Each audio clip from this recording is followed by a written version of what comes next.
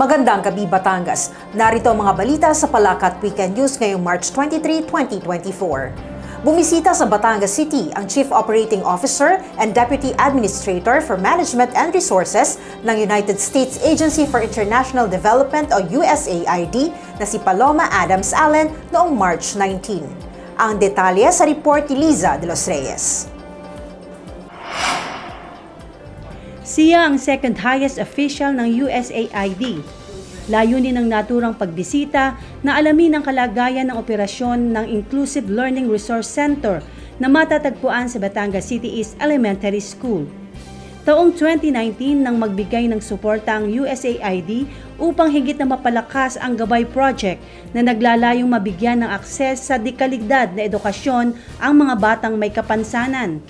Ito ay sa pamamagitan ng DepEd Resources for Blind Eye Incorporated. Ang DepEd ang tumutukoy sa mga kindergarten hanggang grade 3 student na may mga kapansanan sa paningin at pandinig upang mabigyan sila ng suporta sa literacy. Pinondohan ng USAID ang ILRC, partikular ang mga kagamitan katulad ng Braille Embosser at iba pang device at learning materials na ginagamit ng mga guro. Bahagi rin ng pagbisita ay ang kanyang interaction sa mga deaf students.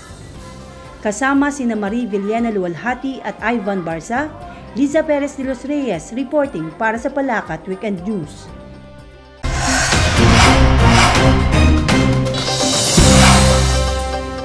Taos-puso ang pasasalamat sa pamahalaang lungsod ng Pangulo ng Batangas City Vegetable Growers Association sa loob ng 16 na taon na si Victor Malibiran. Narito ang report. Ito ang kanyang ipinahayag sa 16th Annual General Assembly ng Samahan na ginanap noong March 19. Malaking tulong aniya ang binhi at abonong kaloob ng lokal na pamahalaan taon-taon upang gumaan ang kanilang gastusin habang sa pamamagitan naman ng mga makinaryang libreng ipinagagamit sa kanila ay gumaan ang kanilang mga gawain sa bukid. Inilagdag pa niya na hindi lamang sa produksyon handang tumulong ang lokal na pamahalaan sa mga vegetable growers, gayon din anya sa pagbebenta ng kanilang mga produkto. Dahil anya sa suportang ibinibigay sa kanilang mga magsasaka, tinanghal na Best Performing Association ang kanilang samahan sa loob ng 3 taon. Nalampasan din anya nila ang hamon at epekto ng El Nino sa kanilang mga pananim. Sa kasalukuyan aniya ay mayroon silang 250 aktibong miyembro. Sa mensahe ni City Agriculturist Flora Alvarez, binigyang diin niya ang mahalagang papel na ginagampanan ng mga farmers sa lungsod. Hiniling at hinikayat naman ni Mayor Beverly D. Macuja ang mga magsasakang dumalo sa naturang pagtitipon na may pagpatuloy ng kanilang mga anak ang pagtatanim at nakakong higit pang pag-iibayuhin ang mga programang pansakahan. Nagpaabot din ng pagbati ang chairman ng Committee on Agriculture ng Sangguniang Panglungsod na si Councilor Ched Atienza sa mga miyembro ng BCVGA. Kasama si Jeffrey Maranan, ako si Alvin Remo nag-uulat para sa Palakat Weekend News.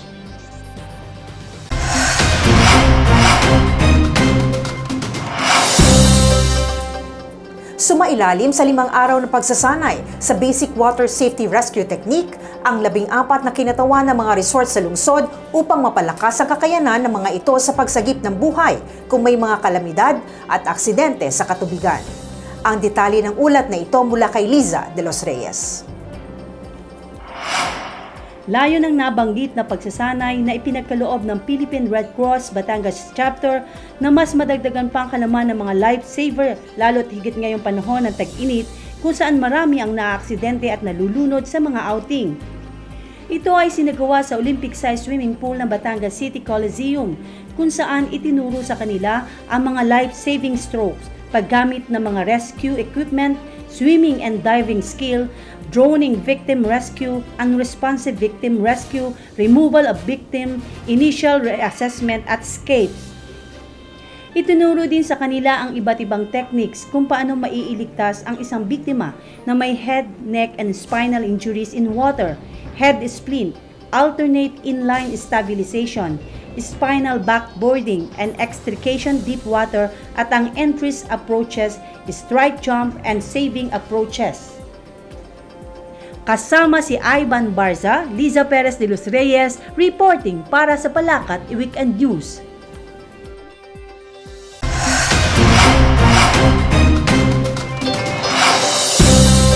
Magbabalik ang Palakat Weekend News makalipas ang ilang paalaala. Mahahalagang paalala upang maiwasan ang sunog. Siguraduhin gumagana ang fire alarms at sprinklers. Sanayin ang sarili at mga kasamahan sa evacuation plan at sumali sa mga fire drills. Isara ang LPG kapag hindi ginagamit. Ipasuri sa electrician ang koneksyon ng mga kuryente taon-taon. Tanggalin sa pagkakasaksak ang mga gamit matapos tong gamitin. Huwag pabayaan ang mga nakasinding kandila o sigarilyo. Turuan ang mga kabataan ukol sa pag-iwas sa sunog. Alamin ang paggamit ng fire extinguisher, hilahin ang pin, itapat ang hose sa pinagmumulan ng apoy, diinan ang pindutan, at galawin ang hose na parang winawalis ang apoy.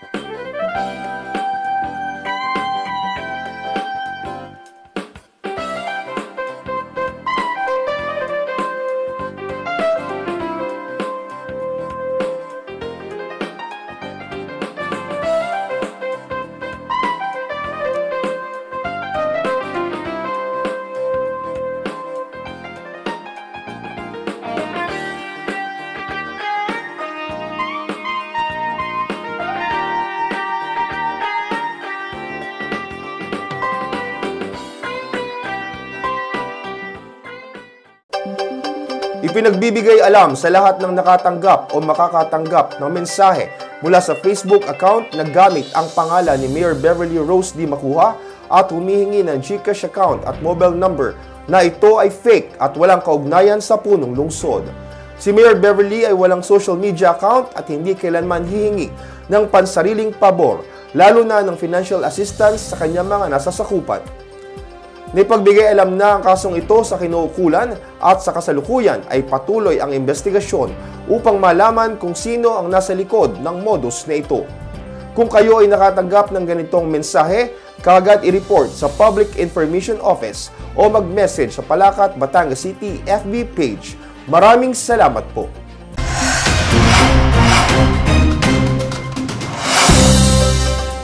Isang resolusyon ang ipinasa ng Sangguniang Panglungsod bilang pagkilala sa kahangahangang dedikasyon ng isang kabataang Batanggenya na tinaguriang Batangas City Superwoman.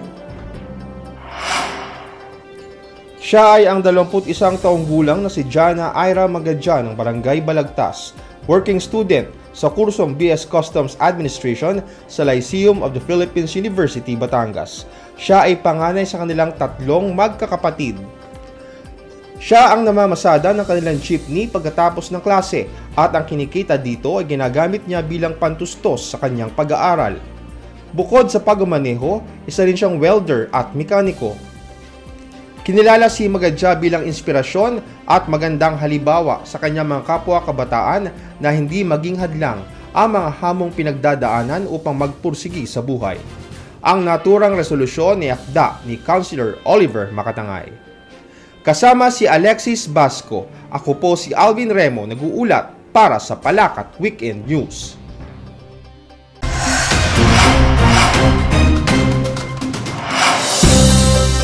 Nakatakdang ganapin ang Earth Hour ngayong gabi, March 23, mula 8:30 hanggang 9:30 ng gabi. Ito ay ang sabay-sabay na pagpatay ng ilaw o kuryente sa iba't ibang bansa upang makatulong sa pandaigdigang kampanya na mabawasan ang climate change. Ang Earth Hour na sinimulan noong 2007 ang isa sa mga matagumpay na kampanya ng Worldwide Fund for Nature o WWF upang mapalawak ang public awareness sa pangangalaga ng kapaligiran. Mahigit sa 1 bilyong katao sa mundo at milyong-milyong Pilipino ang inaasahang lalahok sa Earth Hour ngayon taon upang mabawasan ang global warming na isa sa sanhi ay ang emisyon ng mga ilaw. Kaugnay nito, hinikayat naman ni Mayor Beverly Rose Dimacuja ang mga kawani ng lokal na pamahalaan, mga barangay chairperson at mga miyembro ng Sangguniang Kabataan ng 105 barangay sa lungsod. Gayon din ang mga commercial establishments at industries na makiisa at tumugon sa naturang paanyaya. Vanessa April Villena reporting para sa Palakat Weekend News.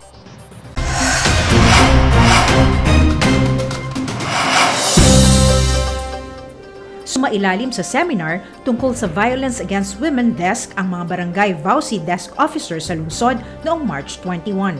Ito ay itinaguyod ng Women and Children Protection Desk Division ng Batangas City Police Station bilang pagdiriwang ng 2024 National Women's Month ngayong Marso.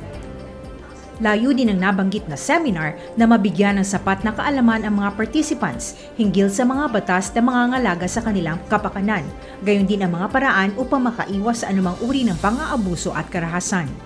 Nagsilbing resource speaker si Fiscal Rita Mildred Gonzalez kung saan tinalakay niya ang nilalaman ng Republic Act 9262 o ang Anti-Violence Against Women and Their Children Act of 2004. Ipiniliwanag din niya na hindi lamang pisikal na pang-aabuso ang saklaw ng batas, kundi pati na rin ang mga pang-aabusong nakakaapekto sa psikolohikal, emosyonal at pinansyal na aspeto ng buhay ng mga kababaihan at ng kanilang mga anak. Patuloy ang BCPS sa pagsasagawa ng mga aktibidad na makakatulong sa mas ligtas at maayos na pamumuhay ng mga mamamayan kung saan ang barangay desk officers ang kanilang mga frontliners sa pag-aksyon sa mga insidente ng mga karahasan laban sa kababaihan at kanilang mga anak sa mga barangay. Ang tema ng pagdiriwang ay Lipunang Patas sa Bagong Pilipinas, Kakayahan ng Kababaihan, Patutunayan.